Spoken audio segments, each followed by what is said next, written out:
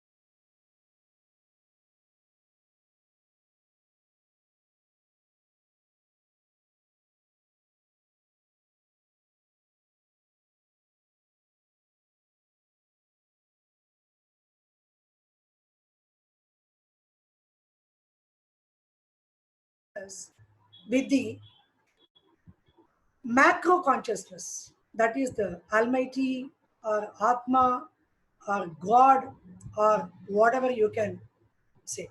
See, first of all, let us do some pranams and then start.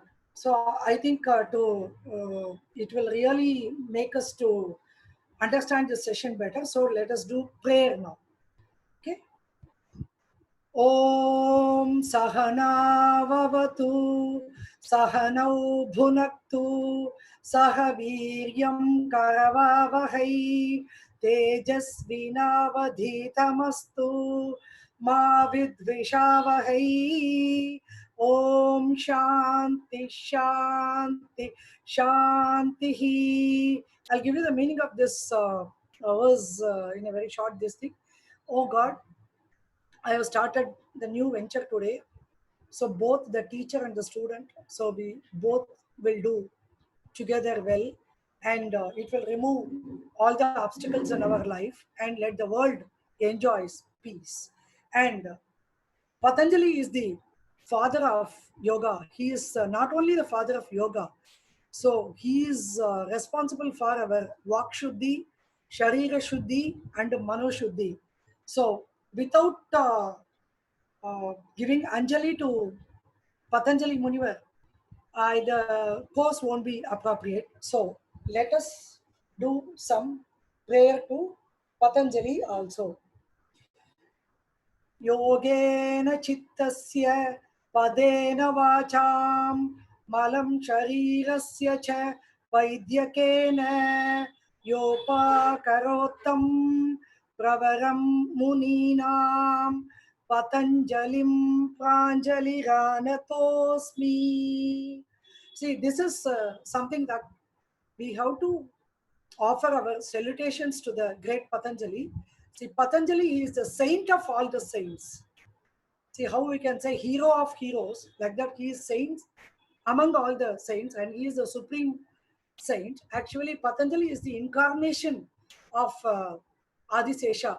See, when the people in this world, they are all suffering, Lord Mahavishnu actually gave a task to Adisesha So he came to this Bhuloga. So we have three lokas now: Bhudola, Bhuloka, Patala, and that loka. So he has come from that Swargaloga to Bhuloga, and he took the incarnation as Patanjali Muni, and he has gifted this unique science of yoga. See, yoga is the medicine for mind.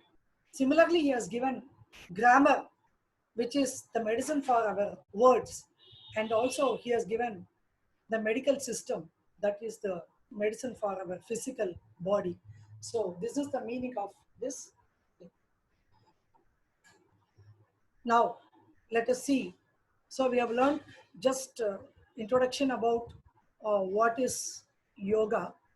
So yoga is applicable to all, from the child, middle age, youth, old age, and it is applicable to all places, irrespective of the countries. So you can practice in India, though India donated yoga to this world, but the entire nations in the world can practice this, because yoga is not only a religion, but it is also the main spirituality.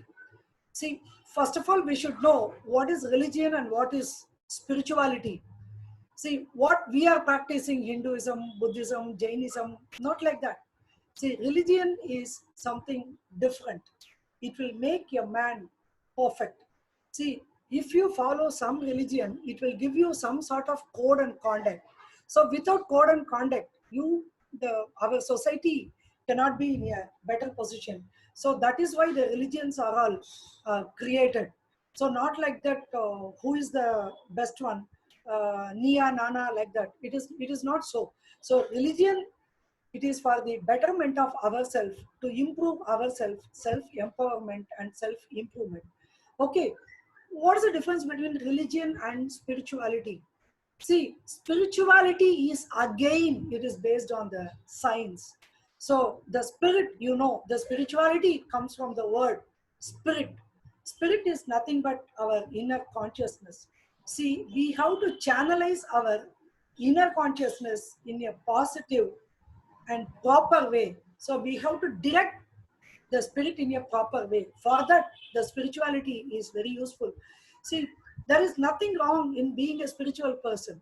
In Tamil, we used to call it as Anmigam. Anmigam. So, see, actually, the science with Anmigam, the science with the spirituality, it can do only do wonders for the society. See, a science without spirituality, it will endanger the society. Suppose you think knife is there, uh, knife is there in the hands of a thief, and it is there in the hands of a doctor. So you can imagine the effects of both the things.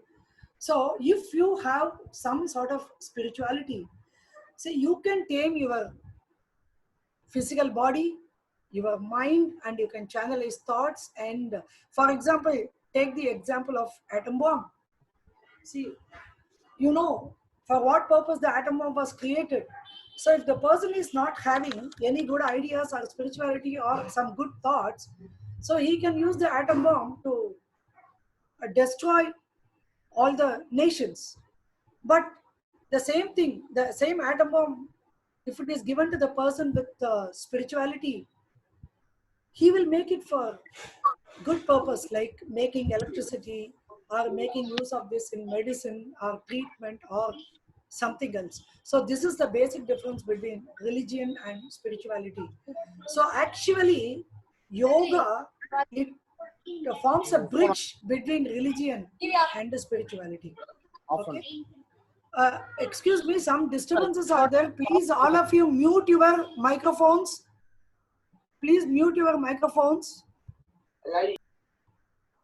Okay. See, in Tamil, there is one famous song, Manidan Yenbavan Deivamagalam, Manidan Yenbavan Deivamagalam, Manam, Manam, அது கோவிலாகலாம் மனிதன் என்பவன் தெய்வமாகலாம் குணம் குணம் அது வேதமாகலாம். See, this is the famous Tamil song. I will give you the meaning of this. See, we are all ordinary human beings, so we all have our desires, dislikes, and all these things. But if you follow the real principles of yoga, the ordinary man can become a superman, and he can achieve godman state, and he can achieve the godlyhood. See, that godlyhood is the final stage, that is samadhi. So when you achieve samadhi, in samadhi state, there is no difference between seer, seen, and the subject.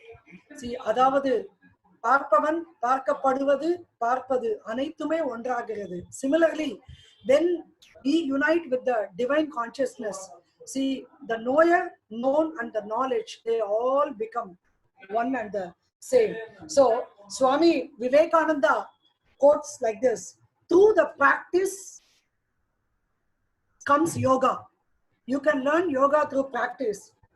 Through yoga comes knowledge. Through knowledge, you can get love. And through love, you can attain bliss. So this is the greatness of yoga by Swami Vivekananda. Okay, next, what is yoga? Yoga is nothing but skill in action. See, you're students, so you must exhibit your skills in learning and applying the things what you have learned in your life. So this is called as karma yoga. See, karma yoga is nothing but skill in action. A teacher finds happiness in teaching properly. A student finds happiness in learning the things properly. A maid finds happiness in doing the household work properly. A cook finds happiness in cooking properly. Similarly, an actor or artist or whatever or whoever they are. So this is called as karma yoga. So karma yoga actually leads to bhakti yoga. See, what is bhakti? It is love, devotion. See, totally your love towards yoga means it is also a bhakti yoga. If you love yoga, or if you love your studies, if you worship your teacher as a god, it will become bhakti yoga. See, there are 9 kinds of bhakti, that is called as Navarasa bhakti. Now, from karma yoga, we went to bhakti yoga, and bhakti yoga leads to jnana yoga. See, jnana yoga, jnana means knowledge. So yoga definitely helps us to achieve wisdom and knowledge. So when you put all the 3 together, that is karma yoga, bhakti yoga, and jnana yoga, it is raja yoga, or royal yoga, or ashtanga yoga, or patanjali yoga. So this is the brief explanation for yoga from various Upanishads. And I would like to quote, see, actually speaking, there is one Tamil saint equivalent to Patanjali Muni, who is called as Tirumular. In Tamil, Tirumular, in his Tirimandiram, he has recited more than 3,000 verses for yoga. I will quote only one important verse in Tirumandiram. Attanga yogame nanneri, anneri, inneri, என்ன தட்டாங்க தன்னெறி சென்று சமாதியிலே நின்மின் நன்னெறி செல்வாக்கு ஞானத்தில் ஏகலாம் உன்னெறி யாகத்தில் ஒக்கில்லை ஆகுமே. So what is the meaning of this? Attanga yoga means 8 limbs. Anga means parts or limbs. So 8 limbs of yoga. So what is nanneri? So what is good contact, or what is good code? It is nothing but, it is in Tamil, it is called as nanneri. So good code and contact. So if we follow the 8 limbs of the code and conduct, which was prescribed by our saints Patanjali or Tirumular, and if we follow that code and conduct, definitely we will achieve the state of samadhi and we can enjoy the bliss.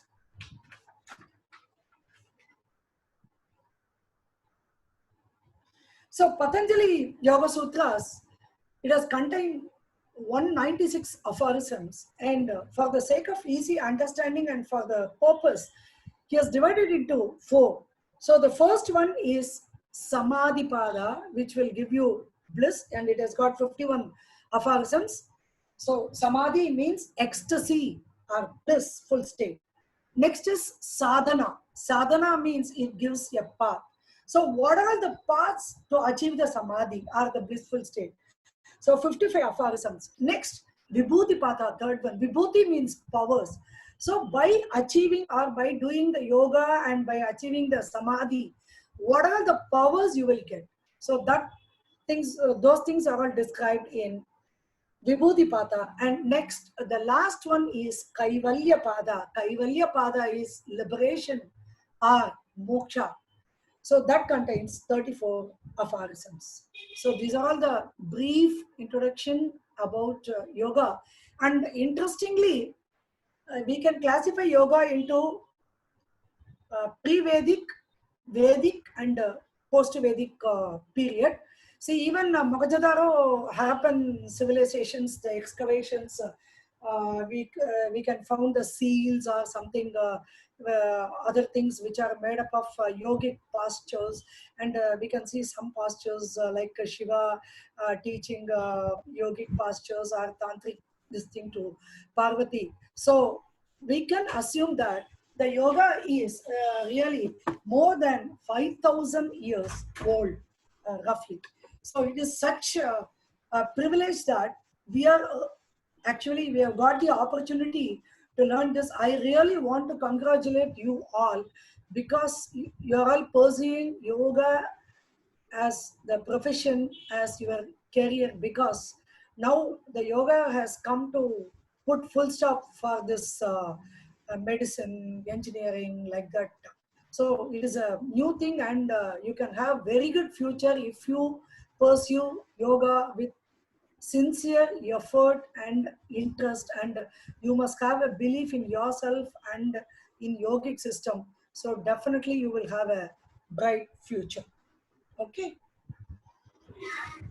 What is yoga? See, now, according to Westerners, for them, yoga means simply it's a kind of exercise. They will consider only asana as yoga. Similarly, Hatha Yoga Pratipika also, it gives a lot of importance to asanas, pranayamas, kriyas, like that. So what is the difference between yogasanas and physical exercise?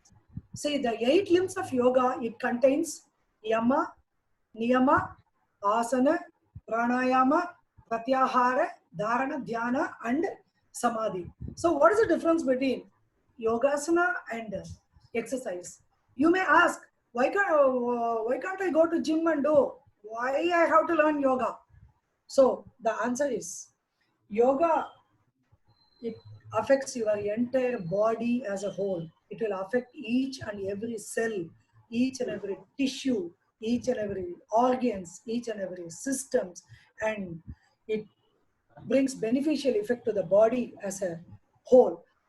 Yoga is highly individualistic. So it gives a sense of well-being after doing yoga. You will not feel tired. You will not feel fatigue. But if you go to gym and other things, you may feel fatigue after a practice, because yoga, the movements are all soft, gentle, and slow. Because first we will do all sort of warm-up, then only you will go to yogasana practice. So, and in yoga, you can do both static and dynamic type of practices. And here, we are not using the muscles violently. So, you will not develop any toxins after performing yogasanas. And one interesting thing, you need not require big space or big equipments. So, you can do yoga anywhere. You can do in the upstairs, you can do in the room, or you can do in the veranda. Anywhere you can do yoga. And the yoga, it cultivates spiritual enhancement and spiritual development. And yoga gives us both concentration and meditation. But the physical exercises, they can more focus on concentration. But meditation, you will not get. Then yoga, it is working on both psycho-physiological plane. It is not only acting on the physical plane like physical exercises, and it stimulates the parasympathetic nervous system also. And one thing is, a lot of research should be done in yoga and yoga therapy. I hope there are many research scholars and many students. So you all will do research and bring laurels and more applications in yoga and yoga therapy. So these are all the few effects of yogasanas. And I will say, I want to talk something about Surya Namaskar. See, Surya Namaskar, it is the perfect package. If you don't have time to practice all the asanas, pranayamas, kriyas, mudras, bandhas, don't worry. Surya Namaskar will give you everything. See, the Surya Namaskar, it has got set of practices. Of course, it is dynamic one. It is not a static one. So it is having forward movement, backward movement, then the upward movement, downward movement.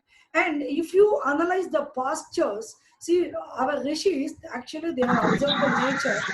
See, it has got, excuse me, lot of noise is there. Please, please. Please, those who don't want to listen, you can do other things. Please don't disturb others. Lot of noise is coming. See, Surya Namaskar is a perfect package. It affects each and every cell. It stimulates. Host, please. A lot of noise is coming. Host, please. Lot of noise is coming. So please mute everyone. Lot of noise is coming. Babu sir, can you please mute yourself? If he is not interested, he can go out, ma'am, no problem.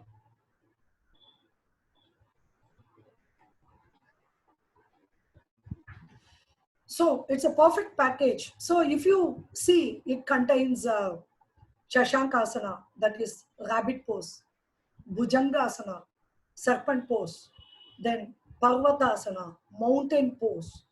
See, like that, the rishis, they have observed the nature and they have formulated and they have given it this Surya Namaskar as a capsule form. So this Surya Namaskar, it has got profound effect on the cells, all the tissues, circulatory system, so it respiratory system, it tones up heart and lungs, it rejuvenates, it increases our blood circulation, it increases our oxygen capacity, and also it has got profound effect on the digestive system because we are doing Padahastasana. So while doing Padahastasana, we are doing actually massage to our internal abdominal organs, and it does the eliminative function. It relieves constipation, hemorrhoids, indigestion, acidity, and whatnot. And it actually regulates the bowel movements. Similarly, it acts on the nervous system and endocrine system by acting on the spinal column. See, by acting on the nervous system, it reduces anxiety, stress, and it balances all the nerve currents which are passing through the body. Similarly, the endocrine system, which is secreting the hormones, so through the yogic practices, all the hormones are properly secreted and balanced, and it is properly distributed to the target organs. So that is the efficacy of the Surya Namaskar.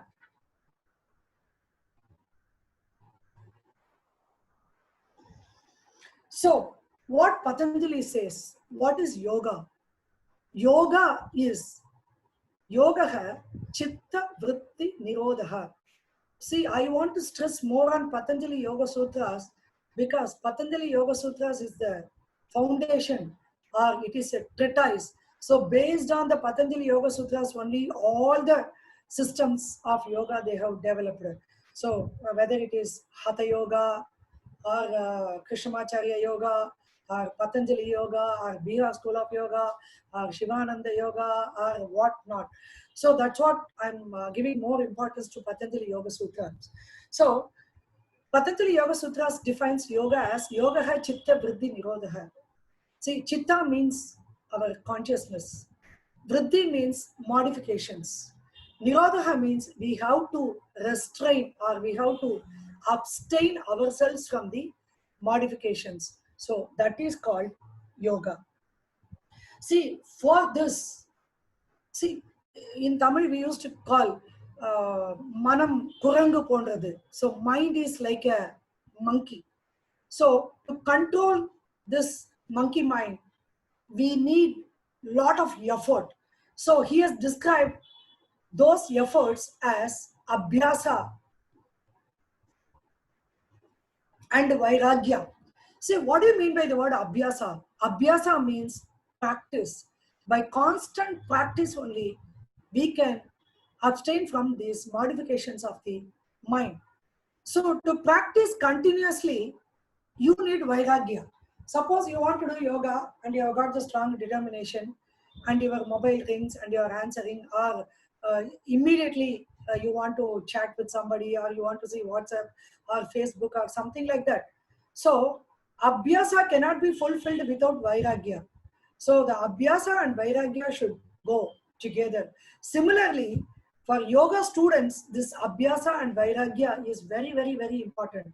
So you should constantly practice, constantly study, and for that, you should avoid distractions. So to avoid distractions, you need vairagya.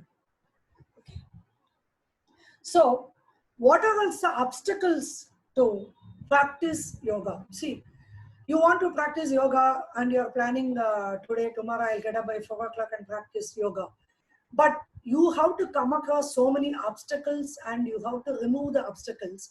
So these obstacles are known as antarayas. So you must know what are the obstacles. So first obstacle, what we'll say? Disease. So the disease may be in the mind. If it is in the mind, it is called as adi. If it is in the body, it is called as vyadi. So you may have mental disease or physical disease. So if you have that, it is not possible for you to do your yoga or take yoga therapy. Next is sthana, laziness. Why should I do now? I will do it tomorrow. I will do it today evening. If you postpone or if you procrastinate, you will not achieve things. So first one is vyadi. Second one is sthana, means laziness, dullness. Next, samshaya, doubt. See what this yoga will do. What this yoga will give me. If I don't do yoga, what will happen? If I do yoga, what it will give? If you have doubts like this, you cannot. Next is pramada. That is procrastination. That is Shamla, postponing ma'am. things. Shamla, Yes? ma'am, can we connect Yes. once again? The session is going to end now.